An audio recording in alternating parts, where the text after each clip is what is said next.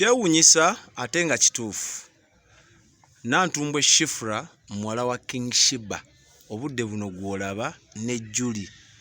eyali yawera enkolokooto era ng'alirwedde okukola buli kisoboka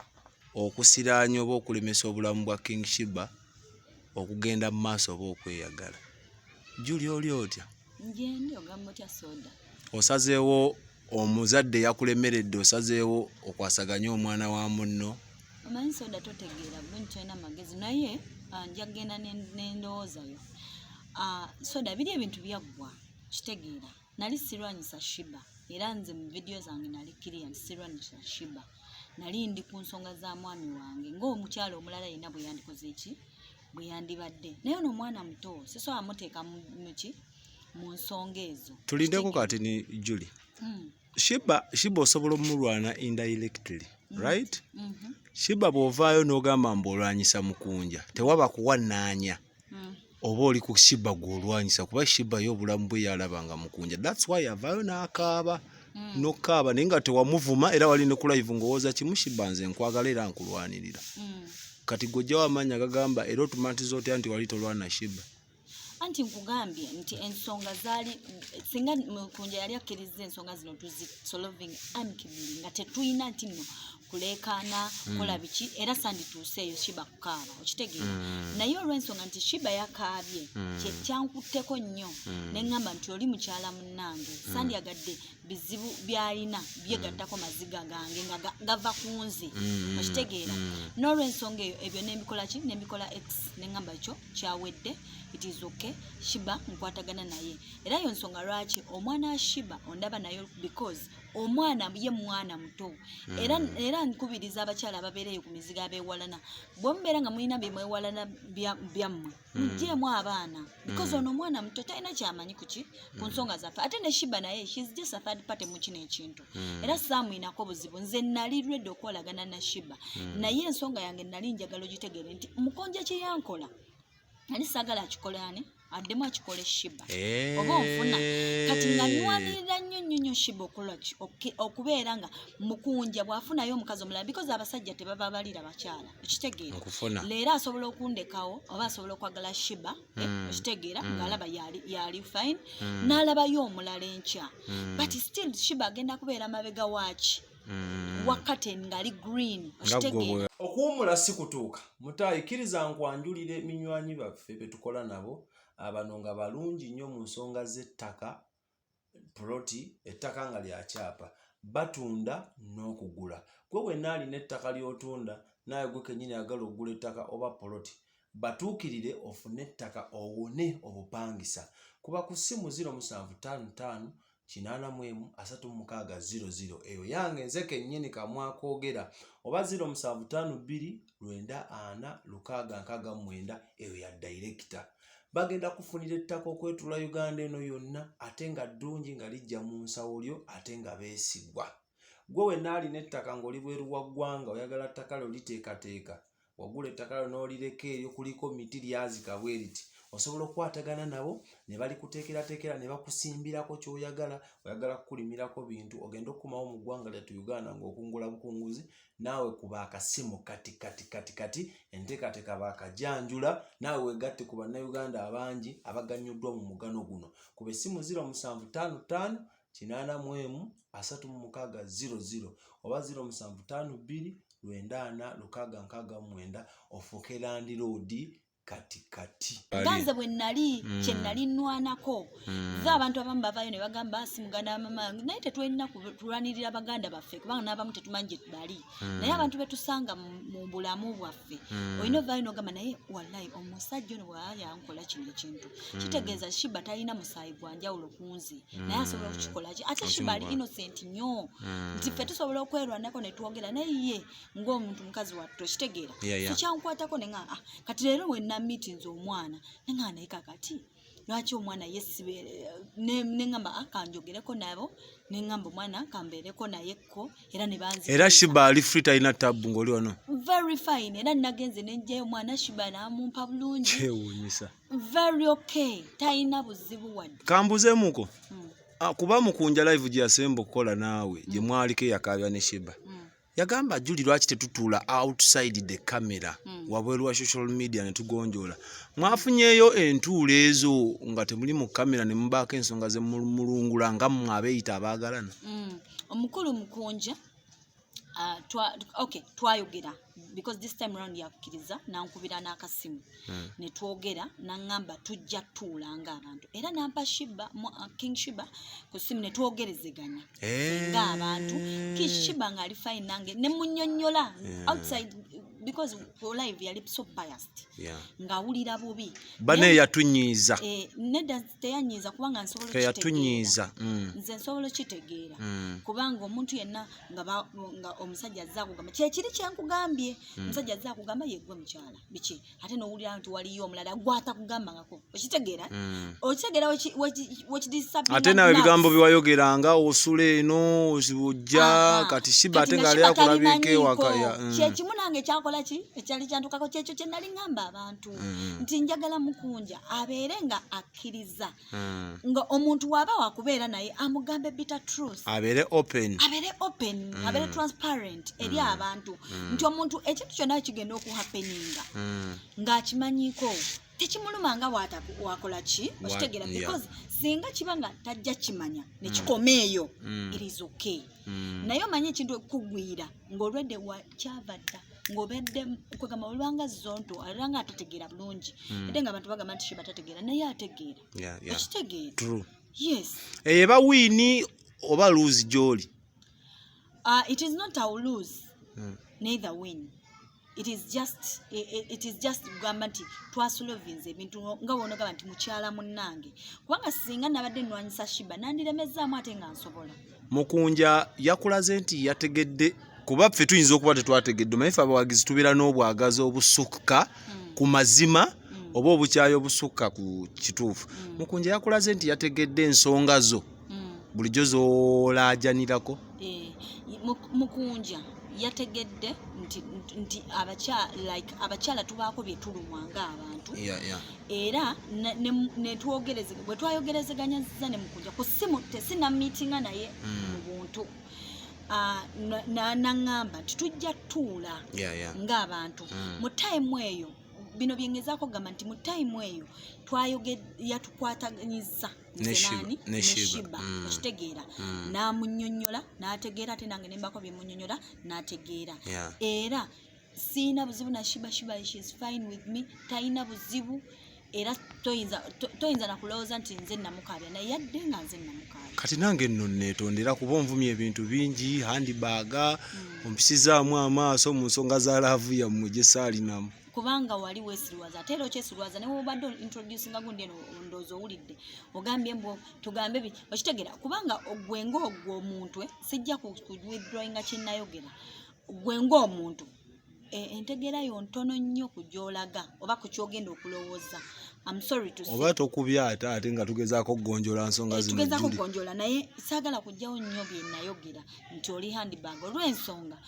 nti soda ebintu bino omuntu yenna bw'abanga kati gwomanyi nnyo Mukunja abantu babadde nga ne ku live baalinga bansalira omusango nga bangamba lwaki tewayogerezaganyako n'abantu abamuli okumpi akiristo okitegeera naye ng'emirundi emeka gye nali nakubira amasimu okitegeera nakwatanga naye ng'ebiseera ebisinga osussa ensalo no kyali kyangu nnyo okuŋŋamba Julie tugenda kwogera ne Mukunja twogerezeganye ensonga zino tuzittaanye okitegeera kyakulema wavangayo kwogera bino kati tukole bwe Julie ebyo bituyinza osajjula mbadde nkusaba kuba bannayuganda bangi aba tiimu King Sheebah abaddala nga bo tebeetaaga wulira kintu kyonna kikosa Sheebah kuba bamanyi obulamu bwe kigambo ki ky'oyinza obbagamba oba oli awo oyinza n'oyisaawo okwetonda kuba Sheebah ye wamwetondera n'omunnyonnyola buli kimu ensonga zammwe ne ziggwa naye ate zaabadde mabega wa kamera ffe tetwazirabye abamwagala baddayi hadi kiki ky'oyinza obbagamba mu mbeera ene kati eriwo omukwano omungi gwe mulina ne King Sheebah? Kyenyinza obbagamba nti abasinga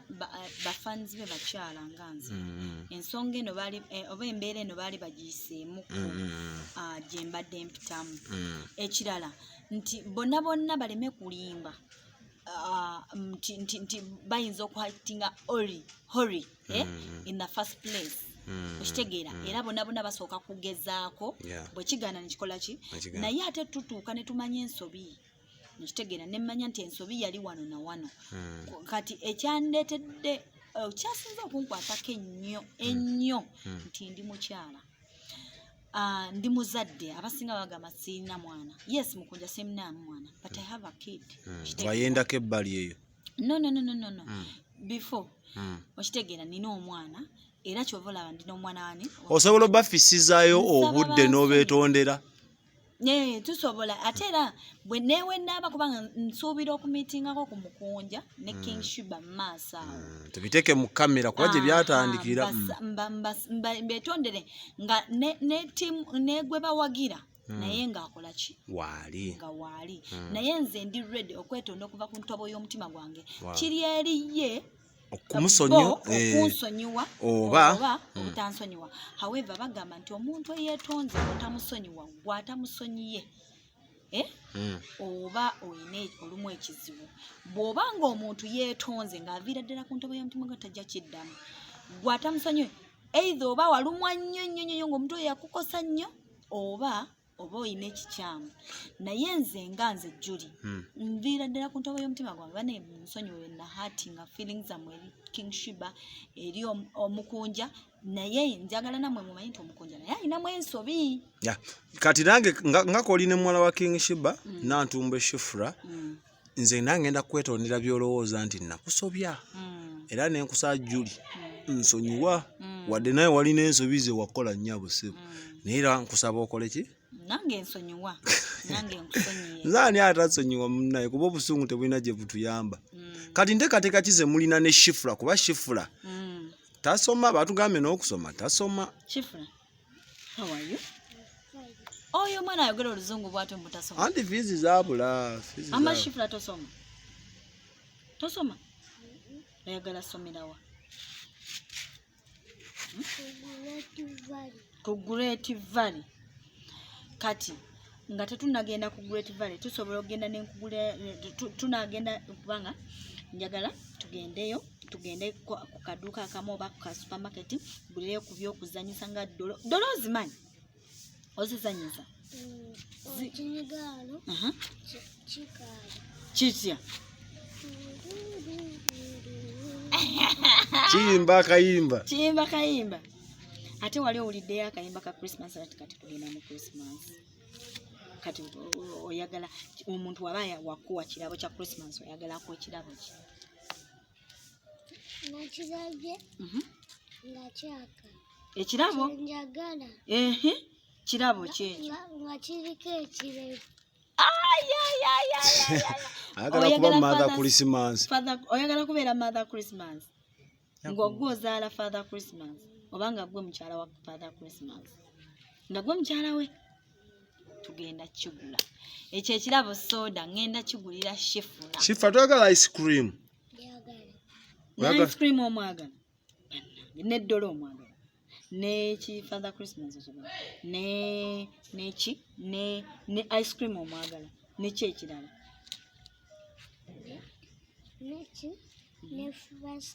ne fraska ate yaki shifura bino ebintu byebazanyisa abazungu babizanyisa bati fraska bagiteeka mu kyayi tolaba jjejjo ni shifura abazungu yabalabira shifura abazungu wabalabira babeereeyo nga nzanne nabo abazungu shifura ndeka lulimi kirwe boogera kati oyogera nabo otya omanyi ku luzungu tomanyi kati oyogera nabo otya abazungu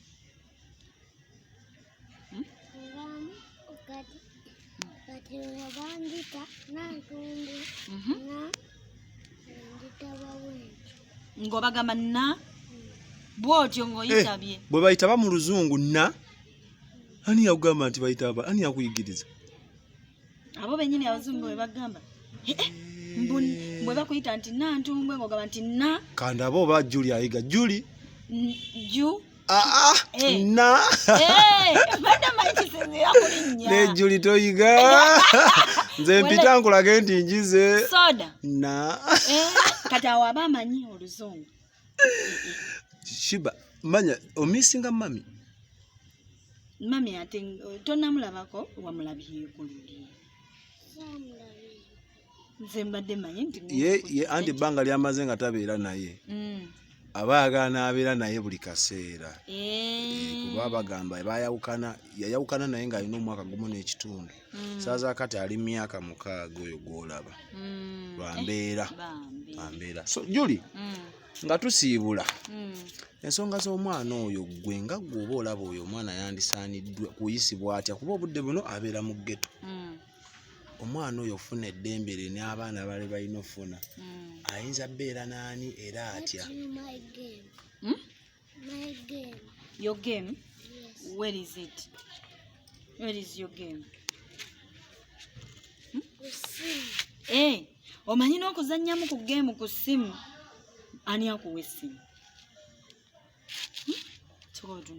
Ani akuwa essimu? Anti nannange kakati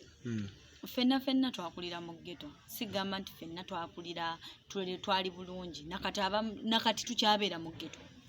Omu yatugamba mbu ghetto kyanjawulo eri ababeera mu mbeera embi. Omwembu waliwo enjawulo wakati w'embeera embi ne ghetto. Nebeerayo omuntu omu ng'ali mu ghetto ate ng'ali mu mbeera mbi. Omuntu yenna abeera mu ghetto oba tonnabeera nnyo mu mbeera nnungi abamu tweyiiya bweyiiya. Kati abantu bajjewo ekigamba nti wobeera mu ghetto waliwo ababeera obulungi. Nedda, just kuba kutoba n'oyagala olage ekifaananyi ekirala naye ng'ate oli mu ghetto. Oyo omwana ofuna future entangaavu kiki kye kyandikoleddwa? Yandibadde na nnyina oba akusigala ne taata we mu ghetto? Asobola osigala ne taata we oba asobola okubeera ne jjajjaawe kubanga bajjajja batuyambako nnyo naye ng'ate alina guideline like ng'alina gaida omuntu asobola omugaidinga omwana ng'alina guidance ng'alina omuntu gaida nga bonoga nti omuntu asobola okugamba nti jjajja omwana oyo tukole bwe tuti ne bwe tuti omwana oyo abeere bwati ne bwati omwana leero musaleko enviri jjajja because abamu bajjajja tebalina obubudde ne bataata oba onfuna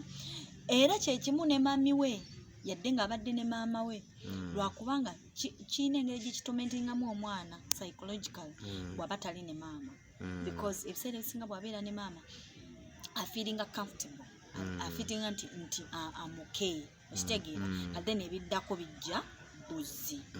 naye era bw'abanga maama taliwo kuba naffe tetwakula ne bamaama baffe because nze maama wange yafa ndi mu P4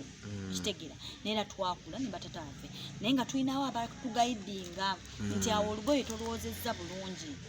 yoza ku mpale zo yoza bwoti kola bwe kityo okitegeera just yeetaagayo omuntu oyo asobola okubeerawo okitegeera era nze neeyamye nja kukikola atweyanziza si mu bubi embaga kati tugyogereko oba okyasimbye nakakongo teri mbaga olw'obulungi bwa Sheebah saagala nakugambye nga ntandika saagala muzza mu maziga saagala kubeera contributinga ku maziga toyagala ba kitundu ku maziga ga Sheebah era saagala abantu bagamba nti otolialumirirwa nga talina kigendererwa ekigendererwa nkirina nti njagala beera mukwano gwa Sheebah oba njagala beera muntu wa Sheebah olw'ensonga nti mukyala munnange I don't want to hurt her ne condition gy'alimu kyekigendererwa kyange nava yabagamba teranuna nga talina kigendererwa omulumirwa ngaani you know it is because of her condition embaga gy'eri ogiwagidde contribution omanyi kakati mukunja agamba embaga si yakusondera mbwe omusonda mba mwagala mulye naye kuggwe genda walirizibwa gwe nkusabe contribution abantu bakakase nti tokyogedde mu mutima mubi but you can also contribute. Nze omugole okusinziira nti omugole yetagisa benzo okubanga egundi zaabwe baziguze biki mbanza bamufunirayo akagatto tweyanziza akagatto n'akaga kati awo nkuyise mu bitiibwa eby'amaanyi ku mbaga obeerewo neera nja kukwaza bazole banyabo yakola nawanise nakiriza naye si mu bubi kiwabula olw'embeera nasindikiriziddwa it is just because saagala Sheebah akole akabe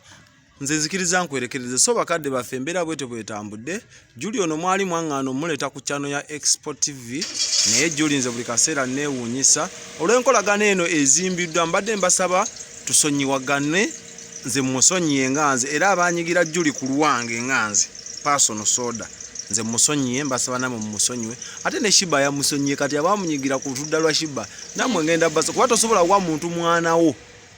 nga tomwagala wego bayita Nantumbwe Shifra yomu ku baana ba King Sheebah abasatu bayogera ye yam directing n'ejinna musanze asoma middle class naye amaze ebbanga takyasoma olwa school fees so ubeere bulungi mukama katonda omulungi abankuumire bye bye. Expo TV to the world.